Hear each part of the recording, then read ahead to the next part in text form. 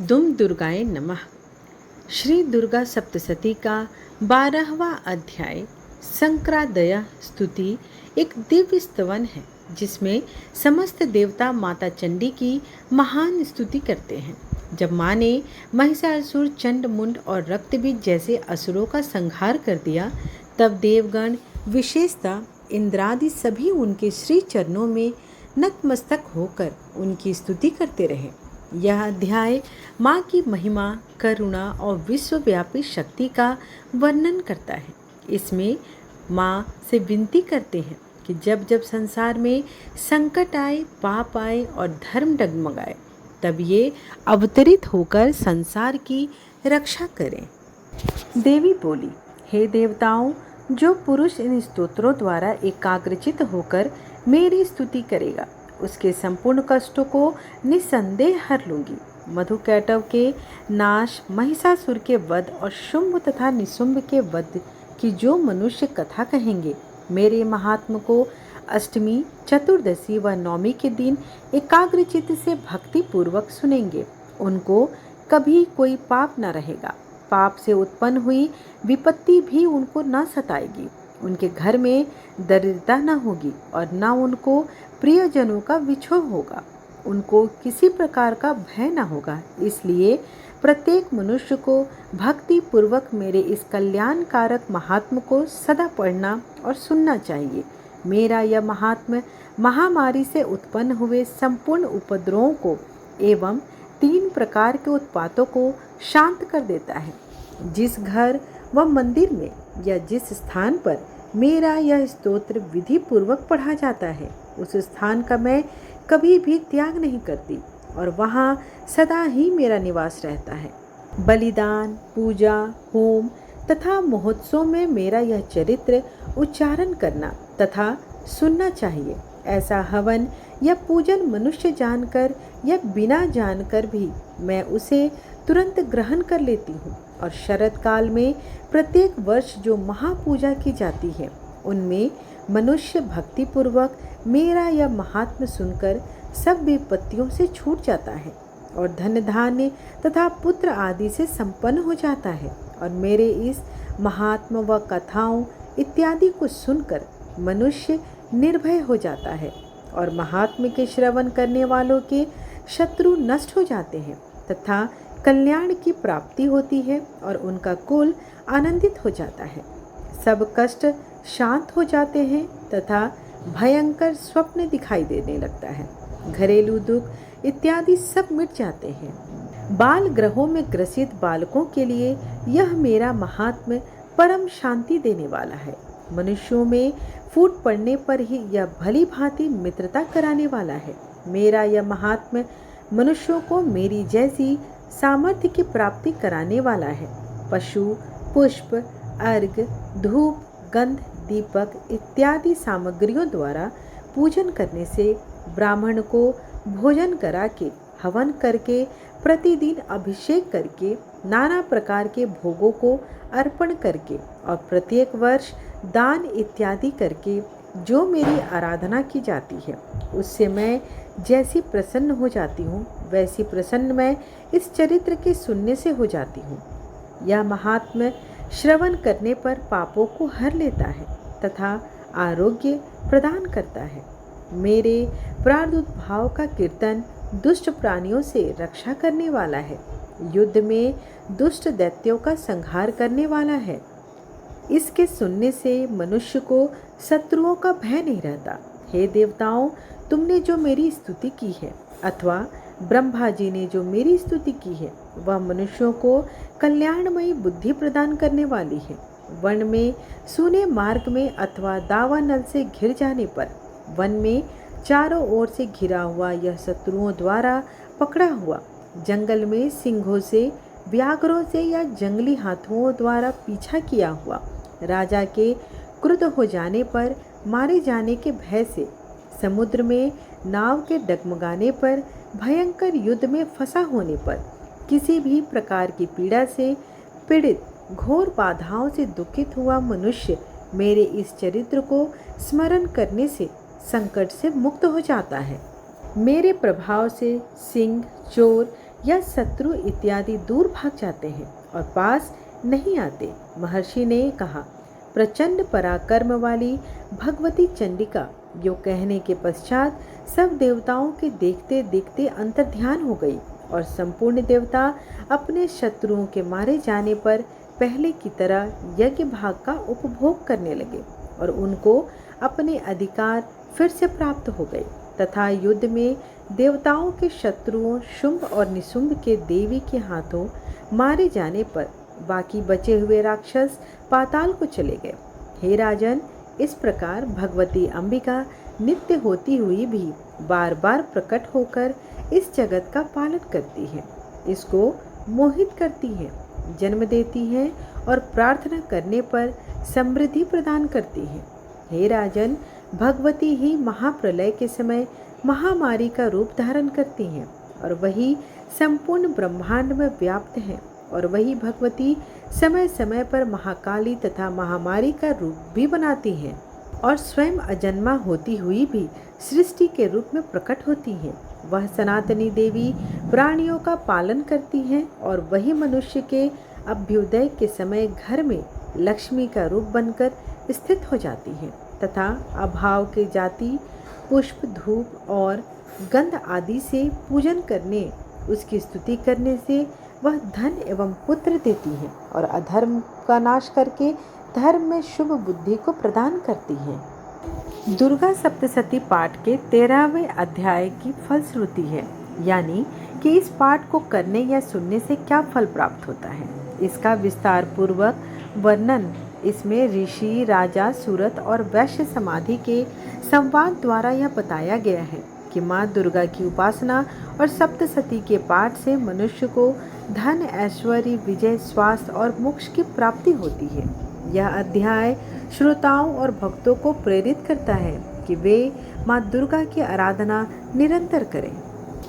महर्षि मेधा ने कहा, हे राजन, इस प्रकार देवी के उत्तम महात्म का वर्णन मैंने तुमको सुनाया। जगत को धारण करने वाली इस देवी का ऐसा ही प्रभाव है। वही देवी ज्ञान को देने वाली है और भगवान विष्णु की इस माया के प्रभाव से तुम और यह वैश्य तथा अन्य विवेकी जन मोहित होते हैं और भविष्य में मोहित होंगे। हे राजन, तुम इसी परमेश्वरी की शरण में जाओ। यही भगवती आराधना करने पर मनुष्य को भोग, स्वर्ग तथा मोक्ष प्रदान करती है। मार्कंडेय जी ने कहा, महर्षि मेधा की यह बात सुनकर राजा सूरत ने उन उग्र व्रत वाले ऋषि को प्रणाम किया और राज्य के छिन जाने के कारण उसके मन में अत्यंत ग्लानि हुई और वह राजा तथा वैश्य तपस्या के लिए वन को चले गए और नदी के तट पर आसन लगाकर भगवती के दर्शन के लिए तपस्या करने लगे। दोनों ने नदी के तट पर देवी की मूर्ति बनाई और पुष्प, धूप, दीप तथा हवन द्वारा उसका पूजन करने लगे। पहले उन्होंने आहार को कम कर दिया, फिर बिल्कुल निराहार रहकर भगवती में मन लगाकर एकाग्रता पूर्वक उसकी आराधना करने लगे। वह दोनों अपने शरीर के रक्त से देवी को बलि देते हुए 3 वर्ष तक लगातार भगवती की आराधना करते रहे। 3 वर्ष के पश्चात जगत का पालन करने वाली चंडिका ने उनको प्रत्यक्ष दर्शन देकर कहा, देवी बोली, हे राजन तथा अपने कुल को प्रसन्न करने वाले वैश्य, तुम जिस वर की इच्छा करते हो वह मुझसे मांगो। वह वर मैं तुमको अवश्य दूंगी, क्योंकि मैं तुम पर अत्यंत प्रसन्न हूँ। मार्कंडेय जी कहते हैं, यह सुनकर राजा ने अगले जन्म में नष्ट न होने वाला अखंड राज्य और इस जन्म में बलपूर्वक अपने शत्रुओं को नष्ट करने के पश्चात अपना पुनः राज्य प्राप्त करने के लिए भगवती से वरदान मांगा। और वैश्य ने भी, जिसका चित्त संसार की ओर से विरक्त हो चुका था, भगवती से अपनी ममता तथा अहंकार रूप आसक्ति को नष्ट करने वाले ज्ञान को देने के लिए कहा। देवी ने कहा, हे राजन, तुम शीघ्र ही अपने शत्रुओं को मारकर पुनः अपना राज्य प्राप्त कर लोगे। तुम्हारा राज्य स्थिर होने के लगा। फिर मृत्यु के पश्चात आप सूर्यदेव के अंश से जन्म लेकर सार्वणिक मनु के नाम से इस पृथ्वी पर ख्याति को प्राप्त होंगे। हे वैश्य, कुल में श्रेष्ठ, आपने जो मुझसे वर मांगा है वह मैं आपको देती हूँ। आपको मोक्ष को देने वाली ज्ञान की प्राप्ति होगी। मार्कंडेय जी कहते हैं, इस प्रकार उन दोनों को मनोवांछित वर प्रदान कर तथा उनसे अपनी स्तुति सुनकर भगवती अंतर ध्यान हो गई। इस प्रकार क्षत्रियों में श्रेष्ठ व राजा सूरत भगवान सूर्य देव से जन्म लेकर इस पृथ्वी पर सार्वणिक मनु के नाम से विख्यात हुए। श्री दुर्गा सप्तशती के पाठ के बाद सिद्ध कुंजिका स्तोत्र का पाठ अवश्य करना चाहिए। इससे सभी मनोरथ पूर्ण होते हैं। जो कोई भी श्रद्धा, भक्ति और विश्वास से देवी महात्मा अर्थात दुर्गा सप्तशती का पाठ करता है, उस पर माँ की असीम कृपा बरसती है। सभी विघ्न, भय, रोग और शत्रु विनष्ट हो जाते हैं। माँ दुर्गा के चरणों में यही प्रार्थना है कि हमें सद्बुद्धि दो, शक्ति दो और अपनी भक्ति में अडिग रखो। जय माँ अम्बे। जय अम्बे गौरी मैया, जय श्यामा गौरी। तुमको निस दिन ध्यावत हरि ब्रह्मा शिवरी। जय अम्बे गौरी। मांग सिंदूर विराजत, टीको मृग मद को उज्ज्वल सी दो नैना।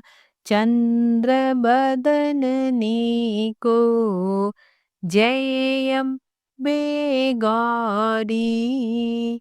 कनक समान कलेवर, रक्तांबर राजे। रक्त पुष्प गले माला, कंठन पर साजे। जय अम्बे गौरी।